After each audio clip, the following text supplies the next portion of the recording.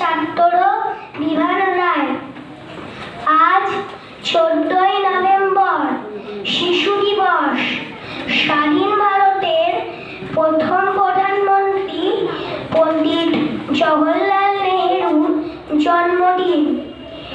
তিনি শিশুদের খুব ভালোবাসতেন ও যত্ন করতেন, তাই তিনি সকলের কাছে চাচা নেহেরু নামে পরিচিত।